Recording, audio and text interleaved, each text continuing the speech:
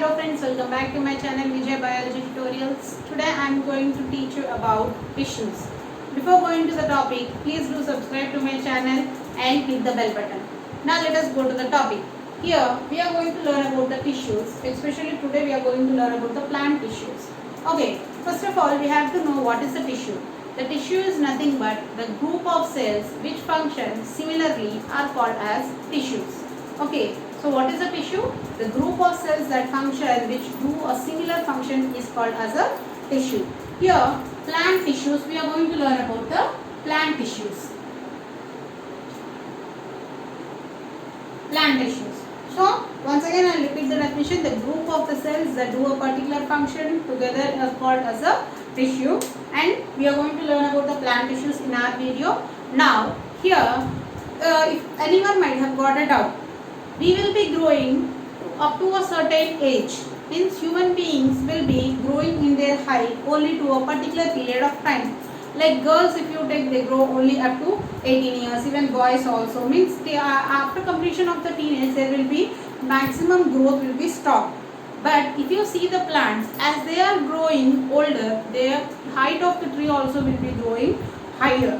The reason behind it is because a particular tissue that is missing in our human body is nothing but one of the most important tissue in plants which is responsible for its growth is meristematic tissue. Meristematic tissue. This is the tissue which is responsible for growth in the plants. Okay, so meristematic tissues are very important for the plant, that is which is responsible for the growth in the plants. Now, if you see some points about the meristematic tissue, here, if anyone can write, if anyone wanted to write the notes, you can follow it. Meristematic tissue. So, here, the first point about the meristematic tissue. These are the single layered cells. Meristematic tissues are the single layered cells. Single layered thin cells. Means they have a thin cell wall, thin cell walled cells. Next, they have a prominent nucleus, means which you can see it very clearly. Prominent nucleus will be present. Prominent nucleus will be present. There will be no intercellular spaces. No intercellular spaces. There are no intercellular spaces. And the best thing they are having is the cells are continuously dividing cells.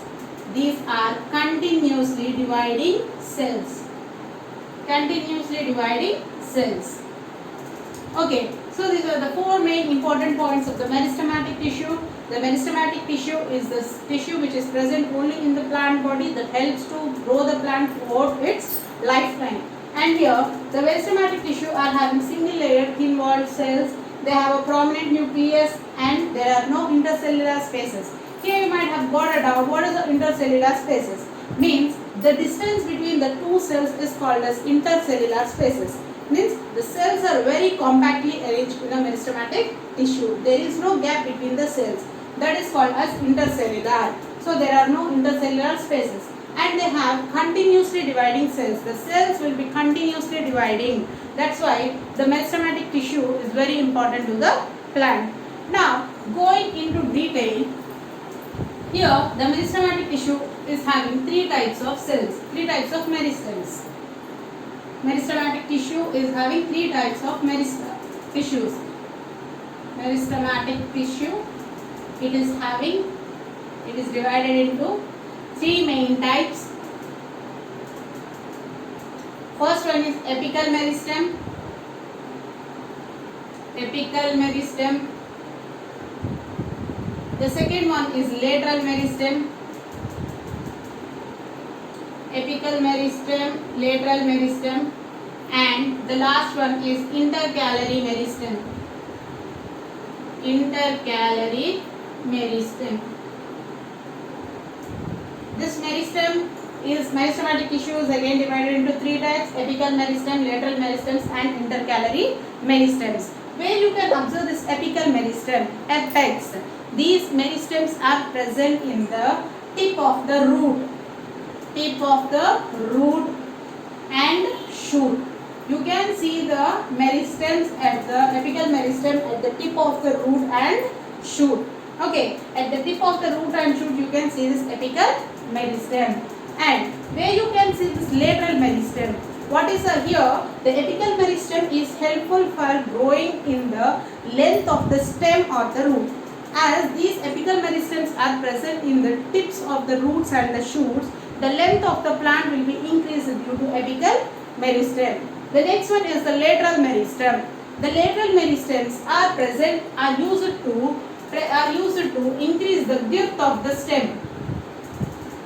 Girth of stem means they will be helpful to elongate the plant in this manner. Means you can see the diameter of the plant will be increased due to this lateral meristem, while the height of the plant will be increased due to the apical meristem. And these two meristems will be observed in the primary growth of the plant. You can't see these meristems in the older stages. You can't see. You can see this. You can see this meristems only in the earlier days of the plant. Means primary growth of the plant. You can see this apical meristem and lateral meristem. That period you can't observe this intercalary meristem. Only these two meristems are observed in the plant during its primary growth. Okay, here the meristematic tissues are the tissues that are present in the plant that are helpful for the plant to grow throughout their lifetime, and the meristematic tissues are having a thin-walled cells which are not having any intercellular spaces. They are continuously dividing cells and they are having the prominent nucleus. Now these meristematic tissues are divided into three types. One is apical meristem, lateral meristem and intercalary meristem. Apical meristem is present in the tips of the roots and the shoots, and it is helpful to increase the height of the plant. The next one is the lateral meristem. It is helpful to increase the girth of the stem, means the plant will be elongated in a lateral manner, means its diameter will be increased. And these two meristems are observed only at the initial stages of the plant, means primary growth only you can observe this apical meristem and lateral meristem. The next one is the last one is the intercalary meristems. The intercalary meristems is called as cambium also. The name of the other name of the intercalary meristem is cambium. Where you can observe this intercalary meristem. The intercalary meristem is formed where you can see lateral development of the lateral branches or development of the buds, flower stalks, where the flower or the leaves starts, there you can observe this intercalary meristem. The name itself it is saying the inter, means in between the cells you can see this intercalary meristem. You can observe it in the lateral branches, you can observe where the buds will be arising, there you can observe the flower stalks you can observe, and where the leaf will be developing, there also you can see this intercalary meristem. And this intercalary meristem is called as cambium. The other name of intercalary meristem is called as cambium. And when you can find this intercalary meristem, means you can find this intercalary meristem during the secondary growth of the plant. When you can find it during the secondary growth of the plant. Generally, this meristematic tissue is helpful in the growth of the plant as well as repair of the dead cells or worn out tissues will be replaced by this meristematic tissue. What is the main function of the meristem? The worn out tissues, the worn out cells or the repaired cells, and the growth will be done by the meristematic tissue. Okay, I think you have got a clear picture of the meristematic tissue. Now let us move to the next one, dermal tissue. One of the plant tissue is the meristematic tissue. The next one is the dermal tissue.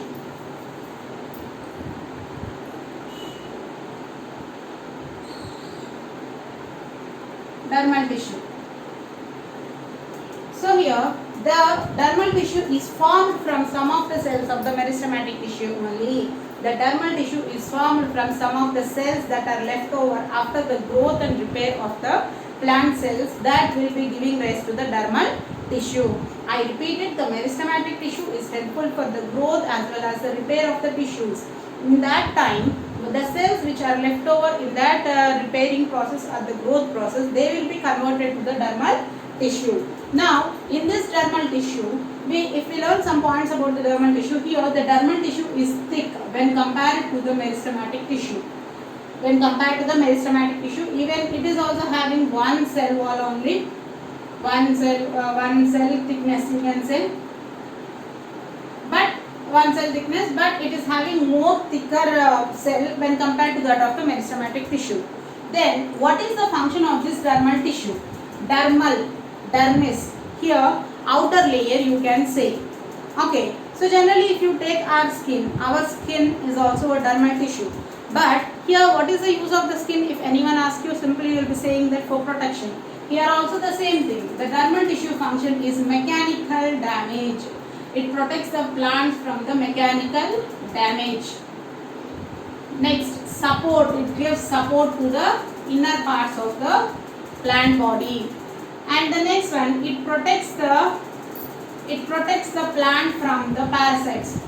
Protects the plant from the parasites. It protects the plant from the parasites. It gives mechanical it gives mechanical support. It gives mechanical support. It gives. Next, it protects the plant from the parasites. So like that, the dermal tissue is very important to the plant body. And here, if you see the cells of the dermal tissue, they are thicker than that of the meristematic tissue. They are thicker than the meristematic tissue. Here, the dermal tissue is again divided into three types. First one is epidermis, which is the outer layer. Epidermis, which is the outer layer. The second one is the mesodermis. Mesodermis, middle layer, and the last one is the endodermis, which is the innermost layer. Endodermis, which is the innermost layer. So here the dermal tissue is formed from the leftover cells of the meristematic tissue that are left over during the growth and repair of the plant cells, and that some of the cells will be converted to the dermal tissue. The dermal tissue has the cells that are thicker than that of the meristematic tissue. The function of the dermal tissue is giving mechanical support, protects the plants from the damage or mechanical damage. Any damage will be protected by this dermal tissue. The dermal tissue is divided into three layers: epidermis, mesodermis and endodermis. Now coming to the epidermis. Here epidermis. How to observe the epidermis of the plant? If you take a beetle leaf, beetle in the sense tamalpaku will be calling. If you take a beetle leaf and observe the leaf, you can get a very thin transparent layer that will be present on the leaf. Pull out that transparent layer and place it on a cover, place it on the slide and observe it under the microscope. If you observe it under the microscope, you can see some kidney shaped cells in this manner. You can see small kidney shaped cells in this manner. Surrounding this you can see the epidermals. These are the epidermal cells. So like in this manner you can see, and here you can see the nucleus. You can see the nucleus will be present even in the epidermal cells also. You can see the nucleus. Okay, so now if you label these parts, this is called as epidermal cells. So the outermost layer, epidermal cells, and these two kidney shaped cells are called as guard cells. These two kidney shaped cells are called as guard cells. And the opening, it is called as stomatal aperture. Opening is called as stomatal aperture. Stomatal aperture. This dark spot is called as nucleus. Nucleus. So this is the structure of the stomata.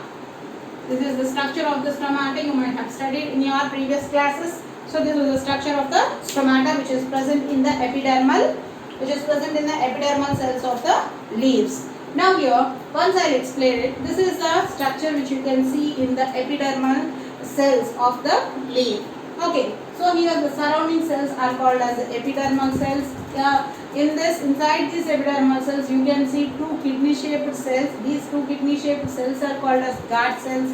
And in between these two kidney shaped cells, you can see a small opening called as stomatal aperture. You can see, and they will be having the nucleus. This is a complete picture is about the stomata. Here, what is the use of the stomata to the plant? What is the use of the stomata to the plant? Here, if you observe the opening between the cells, when do the cells, means the main function of the stomata is nothing but it helps in transpiration. It helps in transpiration. Next, gaseous exchange. Gaseous exchange. Absorption of water. So these are the functions of the stomata. Here, what is transpiration? Transpiration is nothing but the excess of the water that is lost from the plant in the form of vapor is called as transpiration. What is transpiration? The excess of water that is present in the leaf which is lost into the environment in the form of vapor is called as transpiration. Gaseous exchange. How do the gaseous exchange occur?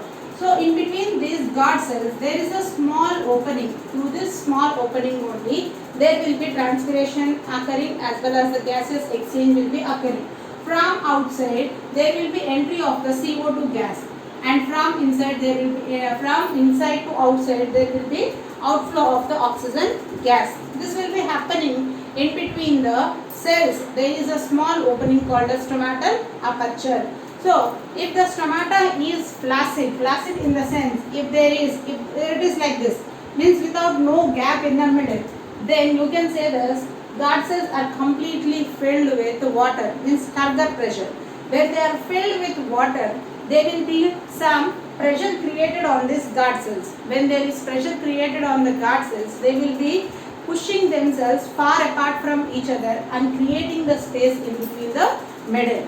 So how this gap will be formed means when the stomata is completely filled with water, the cells are completely filled with pressure. Due to that pressure, the cells will be pulled apart and there will be opening formed in the middle.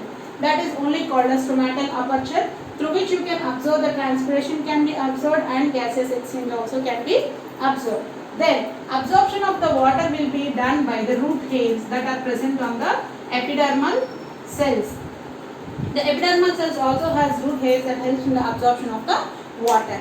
So in this way the dermal tissue is useful to, epidermis is useful to the plant. Here some of the excretory products like gum, resins, latex, these are the items we are getting from the plant. These are the materials that we get from the plant. But from where do these materials come means these are the excretory products of the plant, like gum if you see. So it is excretory product of the plant which will be secreted from the dermal tissue. So in big trees if you observe, you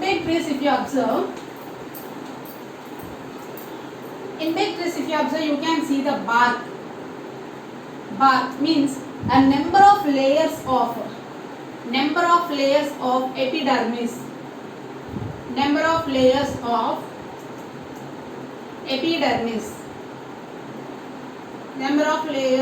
epidermis is called as bark. You can see this bark in the big size trees. This is about the dermal tissue. Okay, so the dermis is the outermost layer that is observed in the plant and it is formed due to the leftover cells of the meristematic tissue. The dermis is having thick cells when compared to that of the meristematic tissue, and the dermal tissue, the dermis is again divided into epidermis, mesodermis and endodermis. You can see the stomata in the epidermal tissue. The stomata is having the two guard shaped cells that will be opening, creating a stomatal aperture when they are completely filled with the pressure. Surrounding these guard cells you can see the epidermal cells which are having the root hairs. The function of the stomata is they help in the transpiration, they help in the exchange of the gases, and the root hairs help in the absorption of the water. And the epidermal tissue will be excreting some of the materials like gum, latex, resins which are useful for rubber, which are useful for the human beings. And here the number of layers of the epidermal tissue together it will make the bark. Okay, now going to the next tissue. The third tissue is the ground tissue. The third tissue is the ground tissue. Ground tissue. So here the ground tissue will be helpful for the increasing the pith of the stem. Like if you say it helps in increasing the girth of the stem. The ground tissue helps in increasing the girth of the stem. Here, the ground tissue is again divided into three types. First one is parenchyma. Parenchyma. The second one is collenchyma. And the last one is sclerenchyma. Sclerenchyma. Parenchyma, collenchyma and sclerenchyma. The ground tissue helps in increasing the depth of the stem and it is having three different types of tissues: parenchyma, collenchyma and sclerenchyma. Now, if we learn about the parenchyma.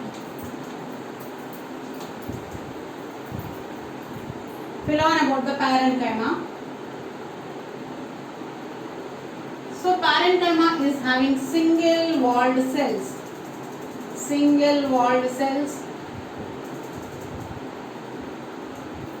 These are made up of cellulose. Cells are made up of cellulose. No intercellular spaces.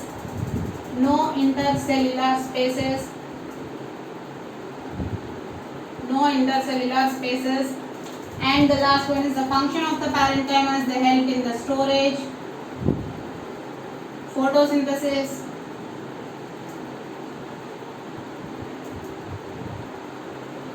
mechanical support also sometimes. Mechanical support. These are the functions of the parenchyma. The parenchyma are the single walled cells and the cells are made up of the cellulose. There are no intercellular spaces and the functions are storage, photosynthesis, mechanical support. They help in the mechanical support. So like this, the cells will be in this manner. There will be no gap at all between the cells. The cells will be, means the intercellular spaces will be almost, you can say they are negligible. Cells will be present. Okay, now this parenchyma is again divided into three types. The parenchyma is again divided into three types. It's again divided into three types. The first one is, let me write in the middle. The parenchyma is divided into three types. It is having three different types of the tissues.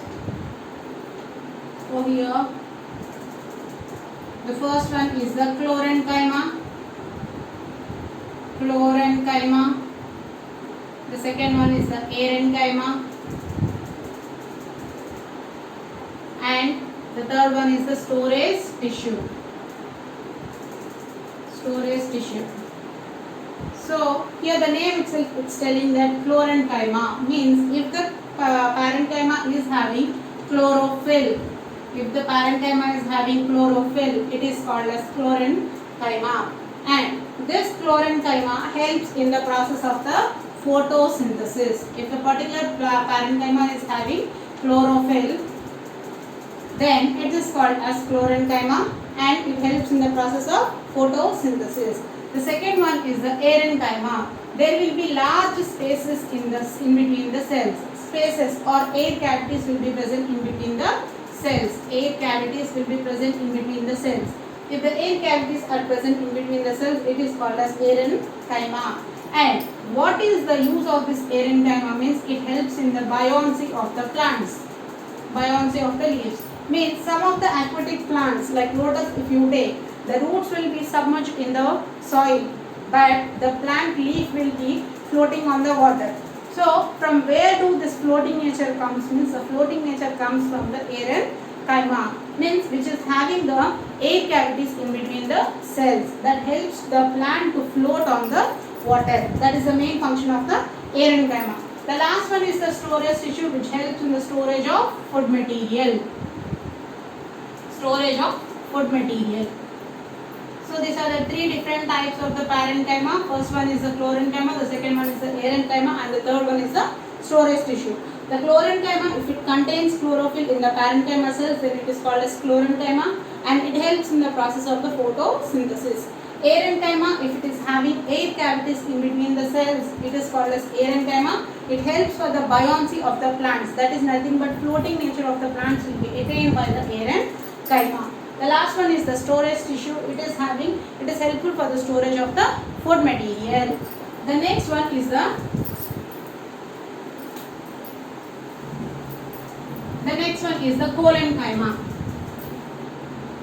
collenchyma. The collenchyma is a tissue that gives mechanical support to the young stems. Mechanical support to the young stems. Mechanical support to the young stems. And its walls are made up of hemicellulose and cellulose. Hemicellulose and cellulose. These are hemicellulose and cellulose. Here if you see, these are also having intercellular spaces. Like here if you see the structure of these cells, the intercellular spaces also are very less in these cells.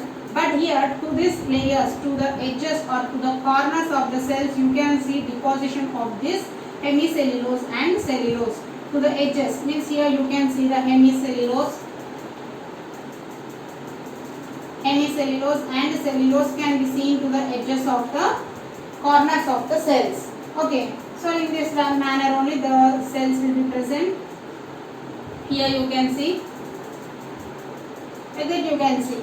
Okay, and next one is mechanical support. How do they give mechanical support? Means like if you see any plant, if there is heavy wind or heavy rain also, the young stems will be bending but they do not break. They will be bending but they do not break. What is the reason behind it? Is the collenchyma will be making the stem to give that mechanical support. Means the plant will be bending but it doesn't break because due to the presence of the collenchyma. And it is having the composites of hemicellulose and cellulose which are present towards the corners of the cell. The intercellular spaces are almost absent, you can say. This is the top. These are the points about the collenchyma. The next one is the